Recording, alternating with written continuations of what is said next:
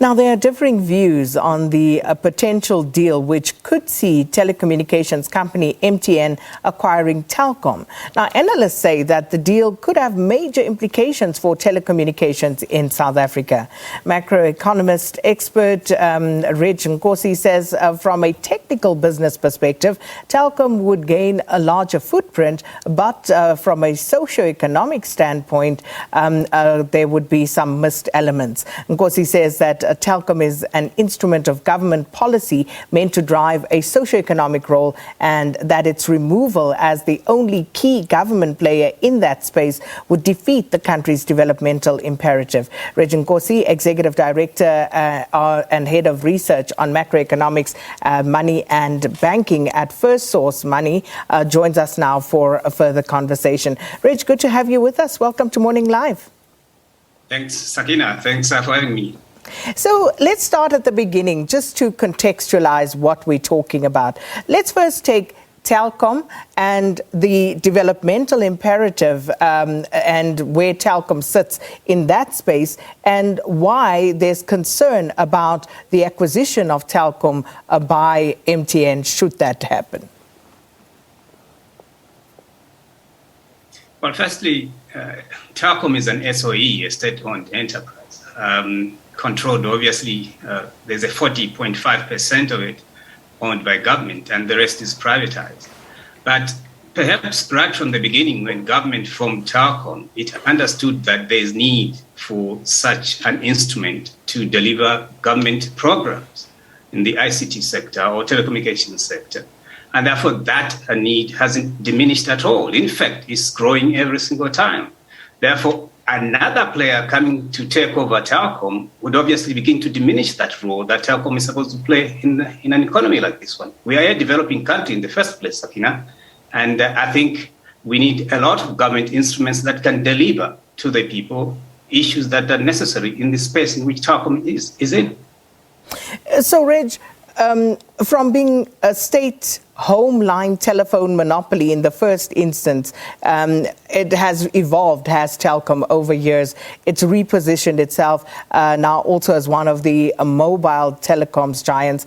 What would this deal mean for Telkom?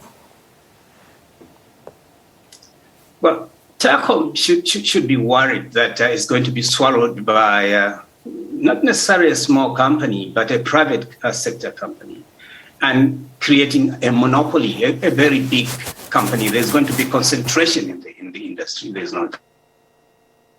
In conversation with Redge Nkosi, Executive Director of Firstsource Money, and we're talking to him about the implications of a Telkom takeover by MTN. Redge, glad to have you back with us. So, we were still talking about Telkom, its role as a state-owned enterprise, and the developmental role that it is meant to play. And you were still explaining to us, the evolution of Telkom and what it would mean for Telkom should they be acquired by MTN?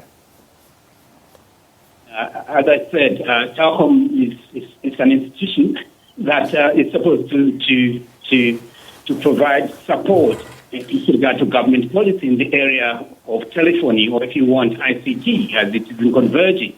And it's a vital role for the country indeed. And Telkom should be worried about that. Telkom should be strengthening instead of it being diluted into a private sector company. So we should all begin to worry that at the end of the day, we're not going to have a big monopoly that is in charge of telecommunication or ICT sector that comes from the government.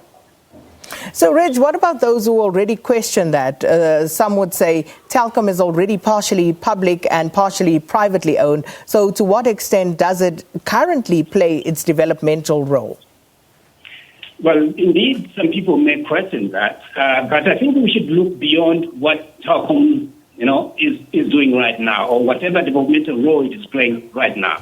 Let's examine quite quickly some of the things that Telkom is doing. Telkom is the key sponsor of the fourth industrial revolution in this country, which is the key agenda for state. And to remove Telkom from there into the private hands, one wonders whether state is going to achieve this agenda in the manner it thinks it should achieve. Therefore, removing Telkom completely from that is not good at all. Secondly, in terms of skills development, Telkom is playing a great role in training artisans and other persons within the ICT sector. And you want to strengthen that aspect very, very much so. And I do not know whether if it is going to go into the private hands, that is going to continue. Now, the idea that Telkom is already partly privatized, it's understandable, but it should not have been privatized in the first place.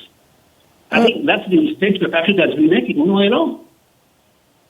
So, Redge, if we look at other state-owned enterprises and the pitiful state that many of them find themselves in, some would say that, Telkom's partial privatization has in fact helped the company and it has managed to keep a decent profile.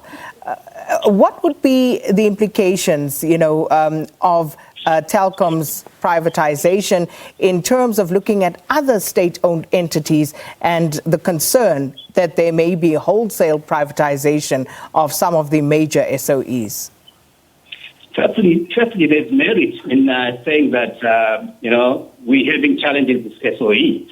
But perhaps this is a temporary challenge. And I think we should look beyond what we're having now into understanding that South Africa is going to be here permanently and needs institutions of state that are going to deliver on the mandate of the poor people. We have the country is very, very poor. I mean, like China, which is essentially run by SOEs, we need state institutions that can deliver. Privatization as it is in the country is not helping us as much as we thought it would help, and in fact it has failed. Therefore, to assume that because maybe there's a problem in Transnet, there's a problem in Eskom and so on, and we should say, well, then let's fold our hands and say, let's privatize. It's a fundamental mistake. We should look to the future, the strategic role of SOEs in a developing country, and then begin to shape these institutions in such a way that they can continue to be not the developmental liabilities, but those that enable economic growth and development. But is that happening though, Redge? Because let's take Telkom again. They've just announced new board members.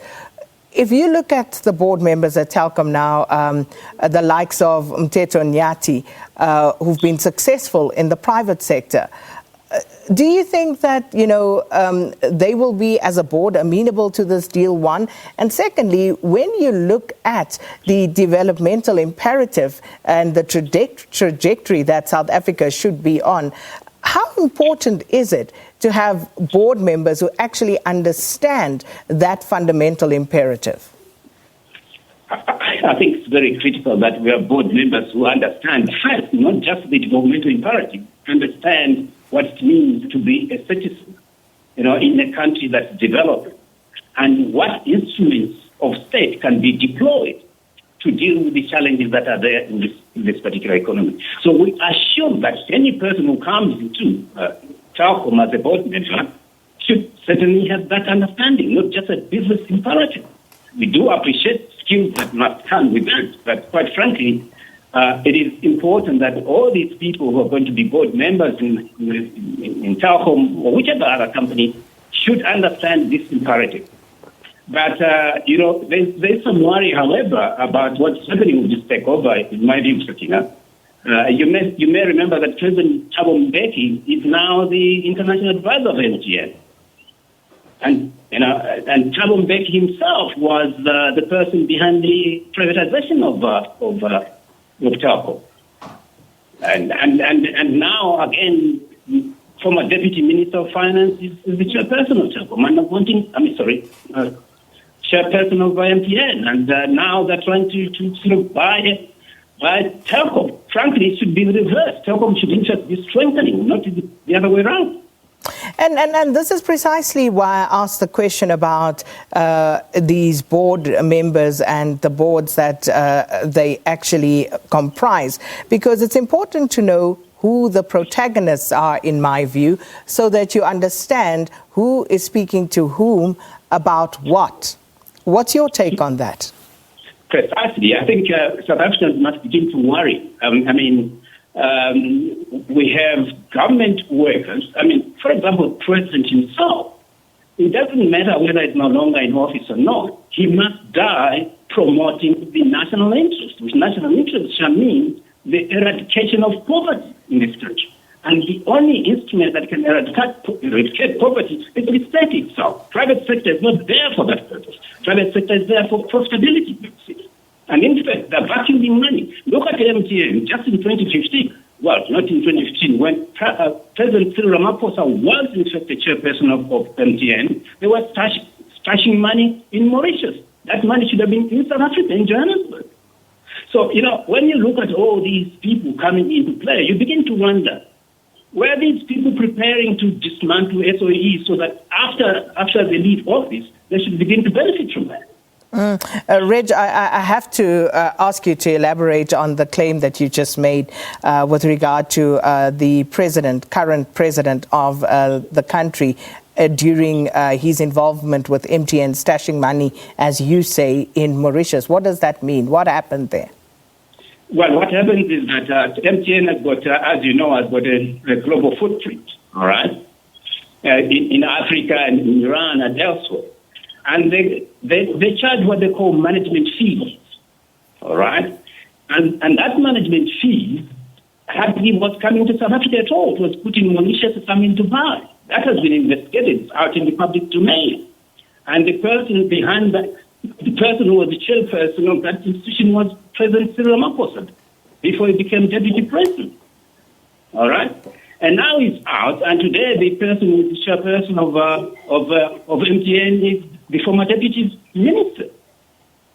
I mean, do we have to leave this, or should we just say, okay, it's one of those things that people do? It shouldn't. So absolutely, we have to keep our eye on what's happening here. But just at the mention of this potential deal, we saw Telkom shares reportedly rising by as much as 30% throughout the day, Reg. The market's obviously seeing this as good news. Absolutely. The market, unfortunately, is not the economy, Sakina. I think that's the difference. This market, collapses sometimes when we talk about the state being involved in key sectors of the economy. It collapses, and it jumps up when things of this nature happen. If we read into this as meaning positive, then quite frankly we are lost. Well, Reg, we're going to park this conversation because I suspect there will be a lot more said, and we'll have to engage more on it as we move forward. But thanks so much for your time this morning. Redge Nkosi, Executive Director and Head of Research on Macroeconomics, Money and Banking at Firstsource Money. And Reg commenting there for us on the potential acquisition of a partial